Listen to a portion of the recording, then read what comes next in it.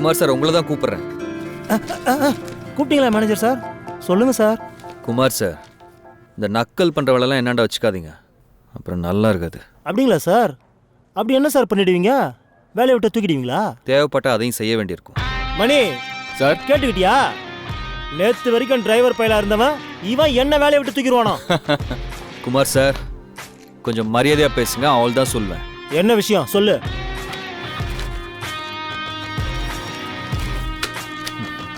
இந்த செலவுலாம் நீங்கள் பண்ணது தானே? ஆமாம், அதுக்கு என்ன இப்போ?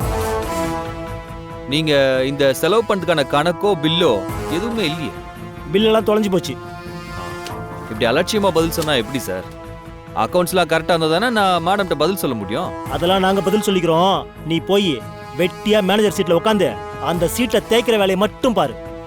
இங்கே பாருங்க, நீங்கள் செஞ்ச செலவுக்கு எல்லாமே ப்ராப்பராக எனக்கு பில்லு வந்தாகணும், இல்லைன்னா உங்க மேலே ஆக்ஷன் எடுப்பேன்.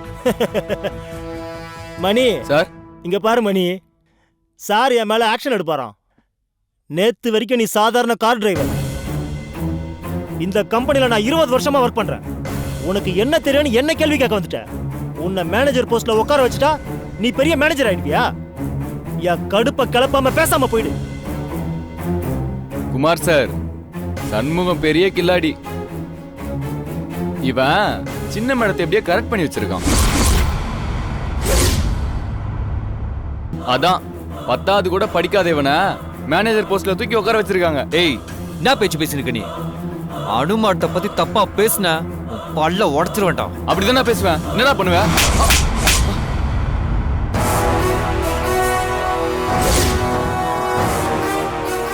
இன்னொரு தடவை அப்பெல்லாம் பேசின உயிரோட வீடு போய் சேர மாட்டேன். ஏய், உனக்கு எவ்வளவு தைரியம் இருந்தா எங்க ஆளு மேலே கை வைப்ப? ஏய், எல்லாரும் சேர்ந்து இவனை அடிங்க.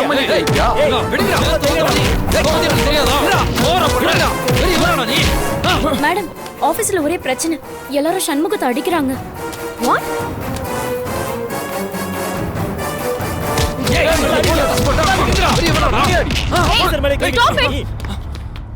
இங்க என்ன பிரச்சனை? சண்முகம் என்ன அடிச்சிட்டா மேடம்.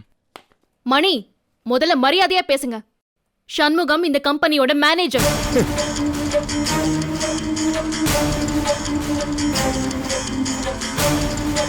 சண்முகம், என்ன நடந்துச்சுன்னு சொல்லுங்க. மேடம், நான் குமார் சார்ட்ட செலவு கணக்கு பற்றி கேட்டுட்டு இருந்தேன். அதுக்கு அவர் எந்த கணக்குமே கொடுக்க முடியாதுன்னு சொல்லிட்டாரு. அப்போ இந்த மணி உங்களை பற்றி தப்பாக பேசினா, அதான் நான் அவனை அடிச்சிட்டேன்.